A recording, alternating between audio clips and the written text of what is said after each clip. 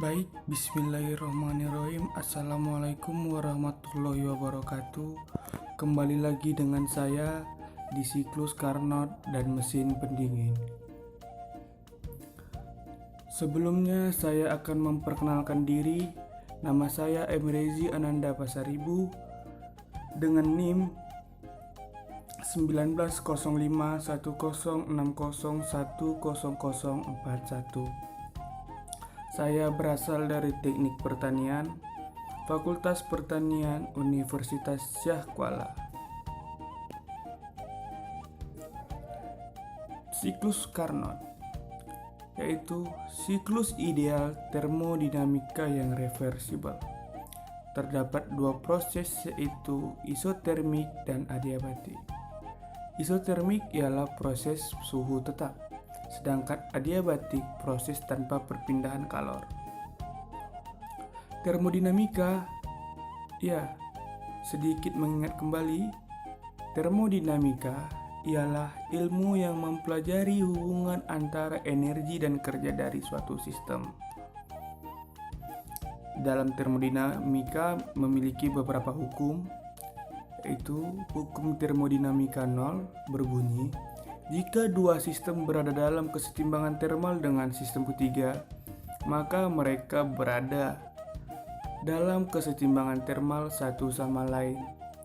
Hukum termodinamika 1, energi tidak dapat diciptakan ataupun dimusnahkan, melainkan hanya bisa diubah bentuknya.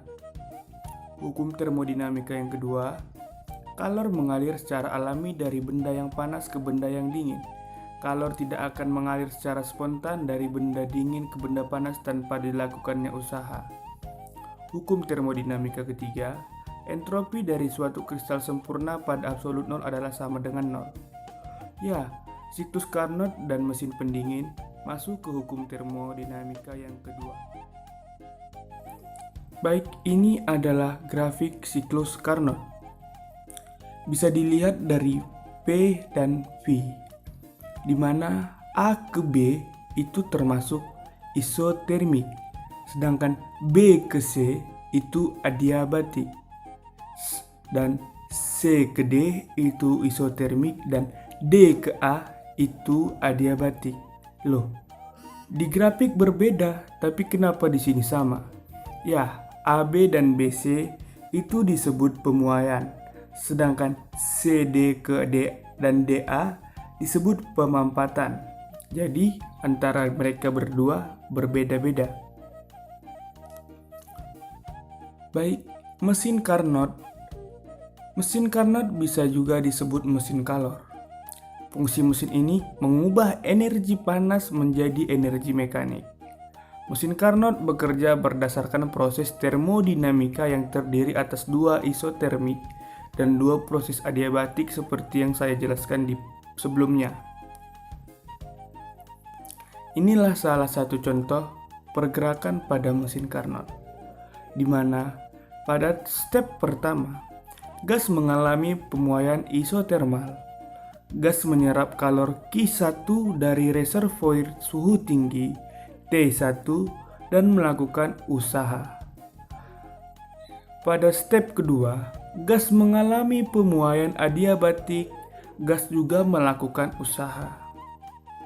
Step ketiga, gas mengalami kompresi atau penyusutan isotermal.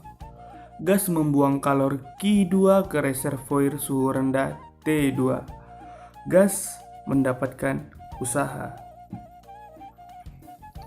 Dan step terakhir, gas mengalami kompresi atau penyusutan adiabatik. Gas mendapatkan usaha kembali dan kembali ke bentuk semula. Proses ini mengembalikan kondisi gas ke kondisi semula. Siklus ini tidak mengalami perubahan energi. Dalam mesin Carnot ada yang dinamakan efisiensi mesin.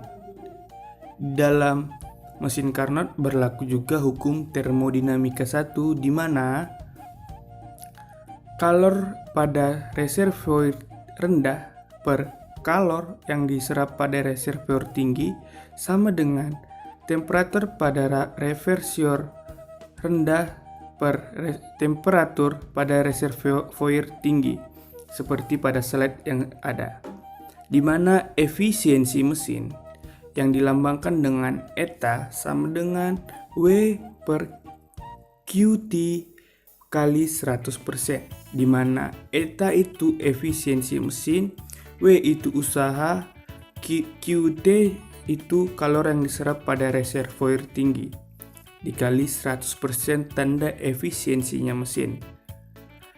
Bisa juga disubstitusikan menjadi efisiensi mesin sama dengan kalori yang diserap pada reservoir tinggi dikali kalori yang dibuang pada reservoir rendah dibagi kalori yang diserap reservoir tinggi dikali 100%. Jika kita substitusikan lagi, di mana efisiensi mesin sama dengan 1 dikurang kalori yang dibuang pada reservoir rendah dibagi kalori yang diserap pada reservoir tinggi dikali 100%.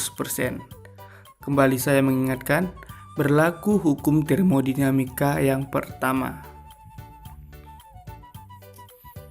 Selanjutnya, mesin pendingin. Mesin pendingin berlawanan dengan mesin kalor.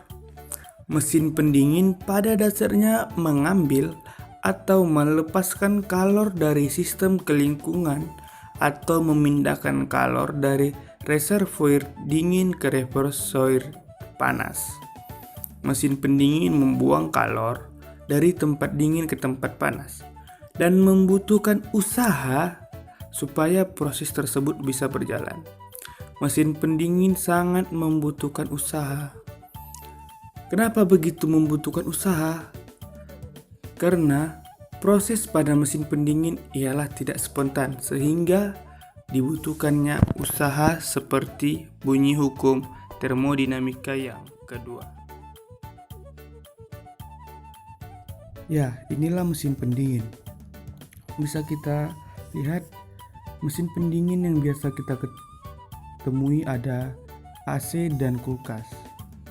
Pada kulkas bisa kita lihat dan kita rasakan pada bagian dalam kulkas itu terasa dingin.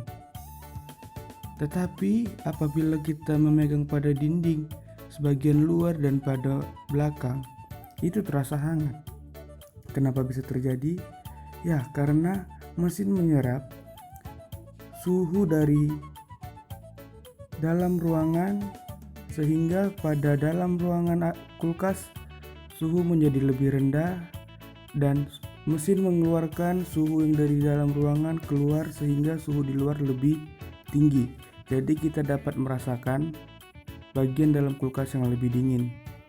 Sama juga dengan pada AC. Pada AC apabila kita rasakan di dalam ruangan itu dingin. Tapi apabila kita keluar dan merasakan pada kipas yang di luar pada box belakang, itu terasa lebih panas. Kenapa? Sama seperti kulkas. Karena mesin menyerap suhu dari ruangan dan dibawa keluar, sehingga suhu dalam ruangan lebih rendah dan suhu yang dikeluarkan lebih hangat. Itulah kerja pada mesin pendingin. Pada mesin pendingin ada namanya koefisien daya guna, di mana semakin tinggi nilai koefisien daya guna, semakin baik kerja mesin. Koefisien daya guna disimbolkan dengan Kp, di mana koefisien Kp sama dengan Q2 per W. Dan untuk gas idealnya Kp sama dengan Q2 per W. Apabila kita substitusikan dapat menjadi Kp sama dengan Q2 per Q1 kurang Q2. Mengingat hukum termodinamika yang pertama, bisa kita ambil distribusinya Kp sama dengan T2 kurang T1 kurang T2. Di mana Kp tadi koefisien daya guna, W usaha, Q1 kalori yang diberikan dan Q2 kalori yang diserap, T1 suhu tinggi dan T2 suhu rendah.